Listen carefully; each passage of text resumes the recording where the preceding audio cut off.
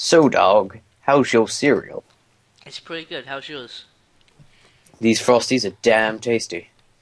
I'm Yes, people, this is the long-awaited Breakfast Club podcast.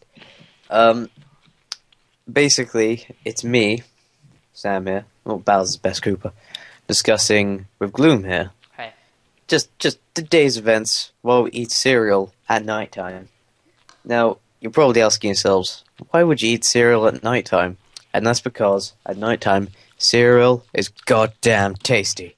It's just better than all the rest.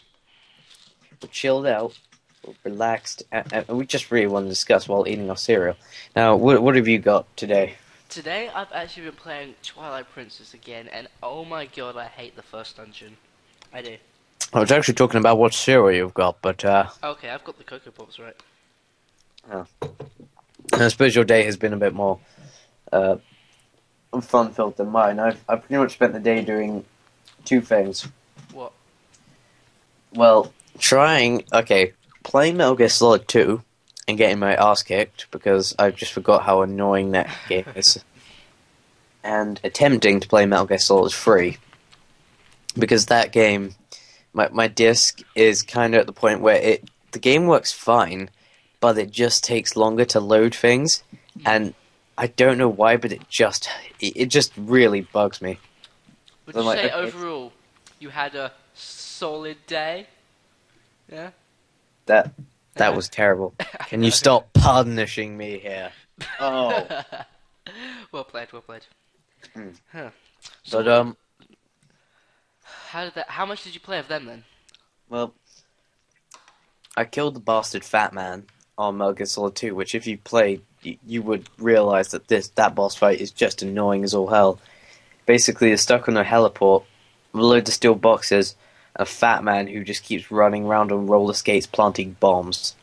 It's like fun for the first couple minutes, but then it becomes really tedious and just repetitive, and you start dying, and then you're like, oh Jesus Christ, where's the ration? There's no ration.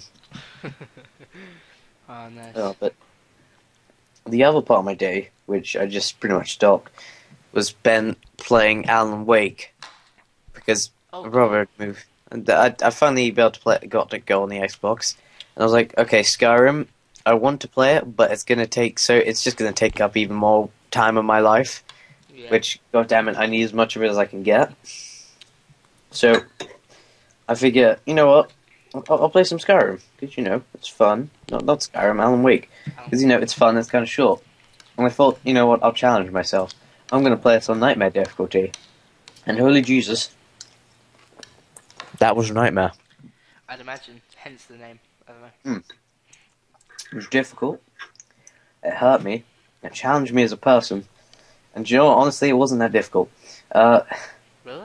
I know I just completely contradicted myself in that statement, but maybe it's just because I only got around to completing the first episode. Probably. Which is, if you've played the game, it's like divided into 6 chapters, but they just refer to them as episodes. Yeah.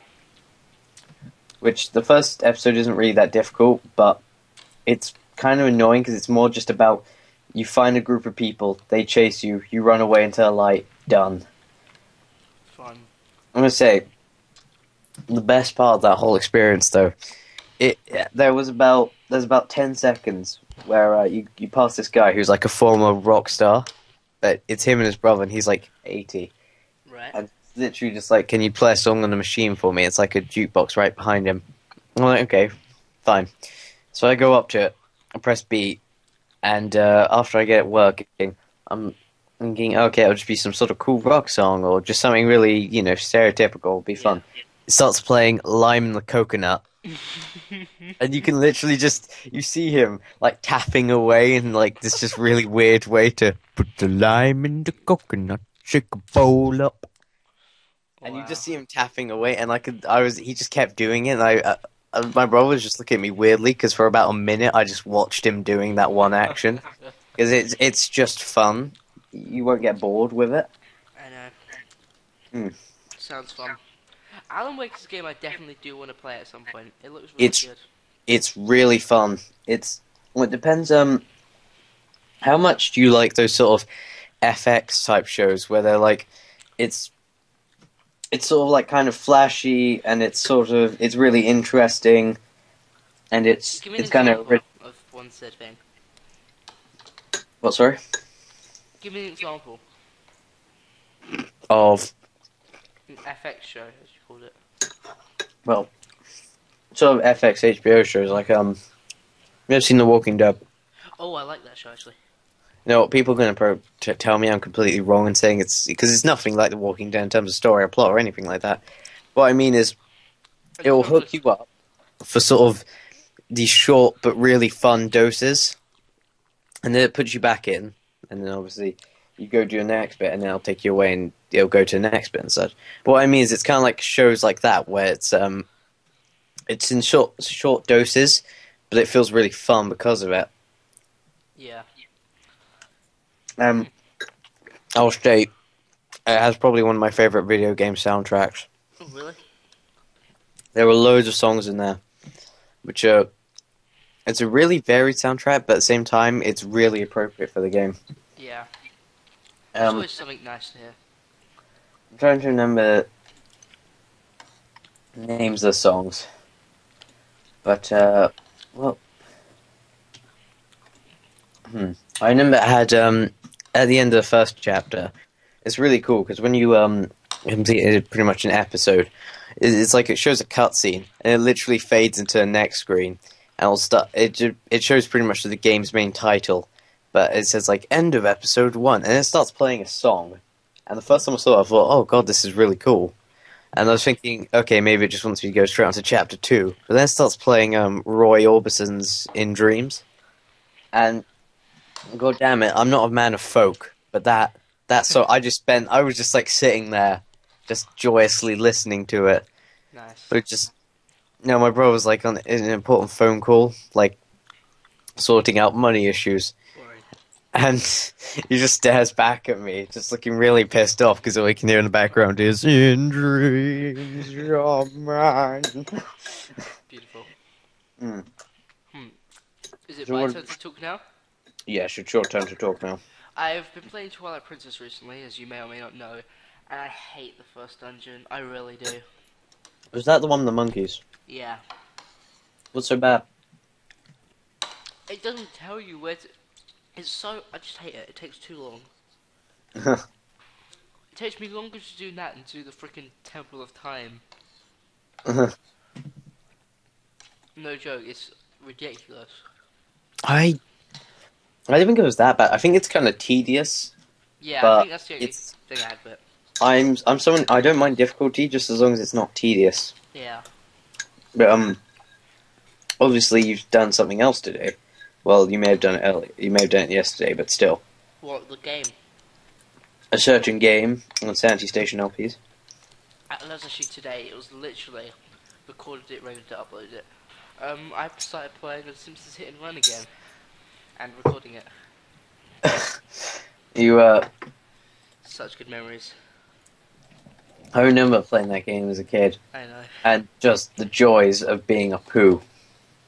I don't know why, but there's nothing quite like being an Indian guy, just sort of going around, ruining everybody's business and day. I love the dialogue in the game. It's hilarious. Mm.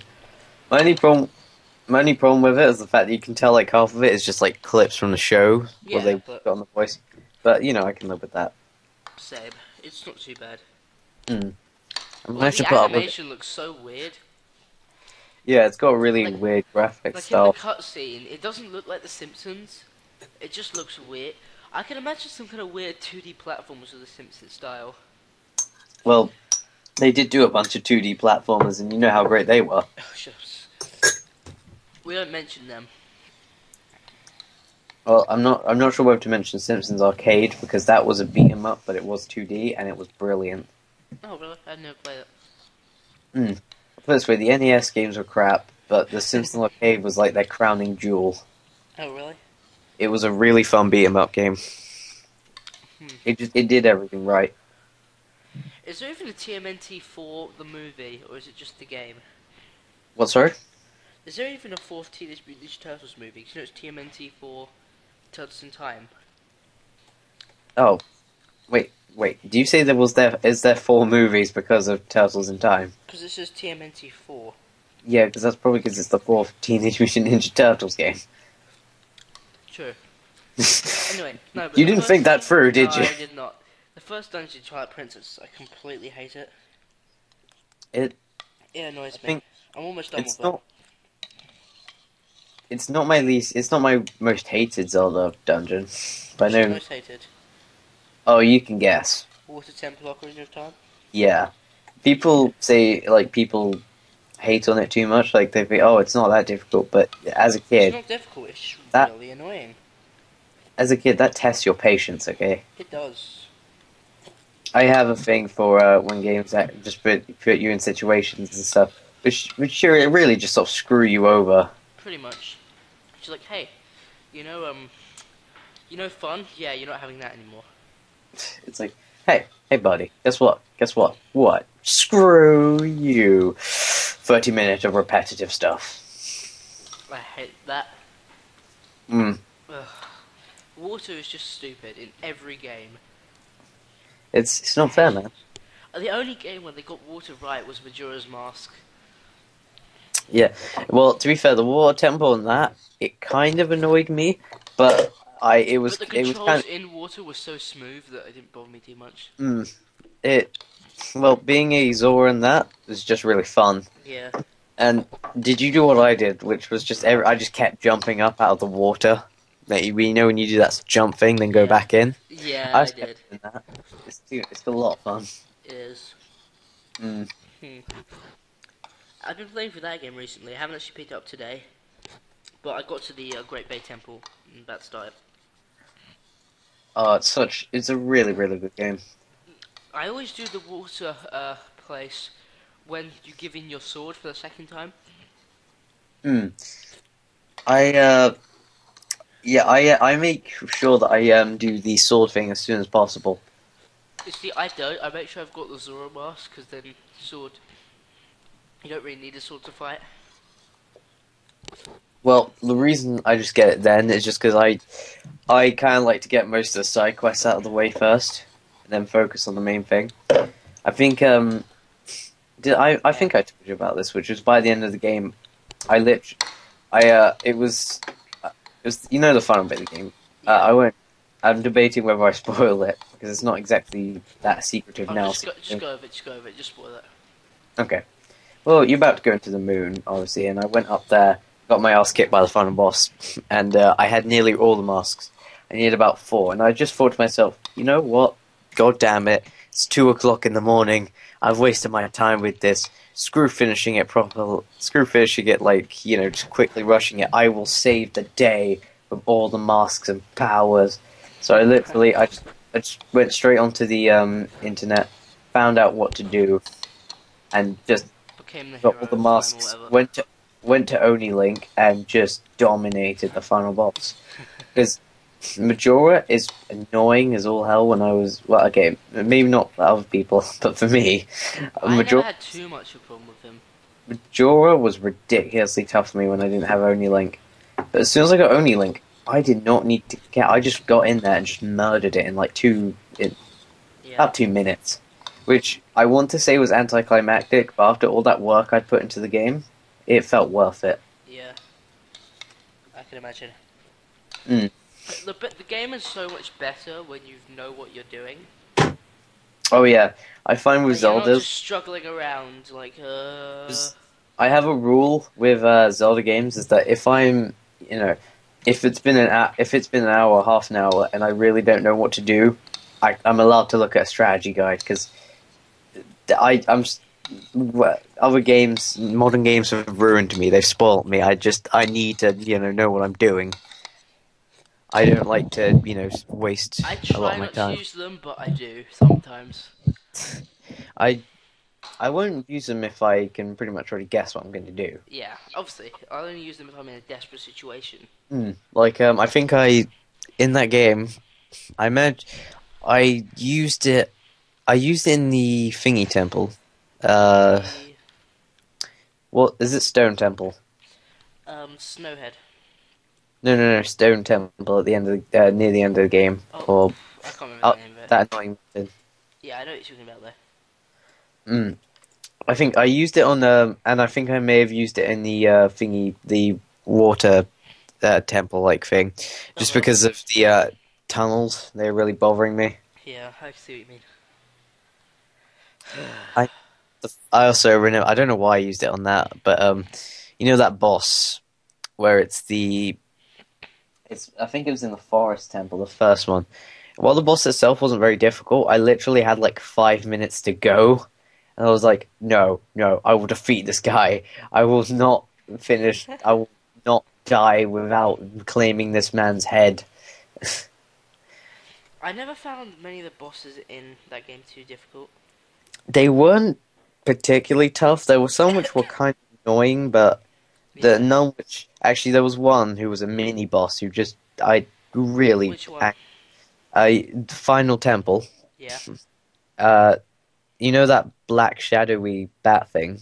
Yeah. Oh god, that really just kicked my ass. I I got really worried because every time I died, I obviously went back to the start of the place.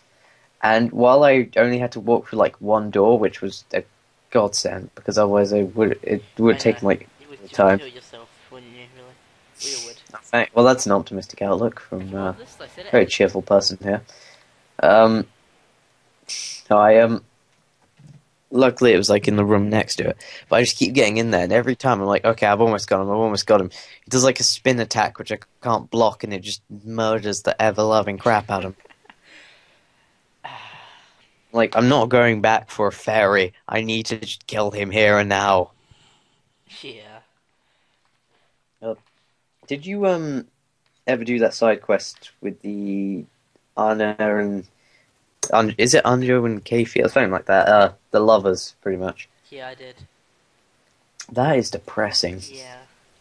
Although, I I've, still think the most depressing thing in the video game is Negative Man from Mother 3. Have you oh, was seen that him? the final boss thing? No. It's depressing in a different way. Wait. Guess what? Negative. All Where? he does, he doesn't actually attack you for the most part. He says negative comments about his life. It was. Are you Okay, let me telling just me? get some quotes from Are him. you telling me? Is this the first? Is this like the original emo? Just he lets you beat him up, and he says Negative bad. Man moaned, "Just get rid of me now." Oh, that's depressing. It's hilarious. Just sits there and insults himself. Negative Man, Oh, wait, I'm looking some others. Negative Man muscles. There's just no way I could win. It's really. is it? I'd just like to point out how psychopathic I I'm am. nothing but a I'd still worthless. kill him. Just feel right about it. I'm nothing but a worthless protoplasm. It's I. really funny. He's a boss, right? And How is that a boss? and That's he attacks you very a... rarely, and his critical hits do one. So funny. Did they just put that in to like troll the player? Yes. Because I can't. Yeah, because it's like either they're just trying to make it sad, like just for the sake of being sad, or they're just like putting in a boss who's like so damn funny. Oh, speaking of like the ultimate new bosses, um, Star Wars Knights of the Republic, the original, you go to an arena at some point and you have to fight this like Oh the yeah. Mandalorian guy. But yeah, the first fight you get is against this guy. I'm trying to remember his name, but he's only won one match. He's 99 losses and one victory, and he's like something the worthless or something like that. And it's so funny. You have to fight him. He's like nobody can beat me. The He just like funniest. taunt you the whole fight, and if you lose to him, which if you do is like ridiculous because he does barely any damage. If you lose to him, you talk to him afterwards. Just prove that you are a feeble victim compared to me. And I think, yeah, I'm not sure. I'm pretty sure he dies straight afterwards because he tries to mess with some people. There's another hilarious Mother 3 boss. You fight the tutorial enemy is the mole cricket, right? And Oh yeah. you're 7 chapters into the game, right? You meet him again, fight him, kill him in one hit. It's Oh, so funny. why do you kill him? But you defeat him. Okay.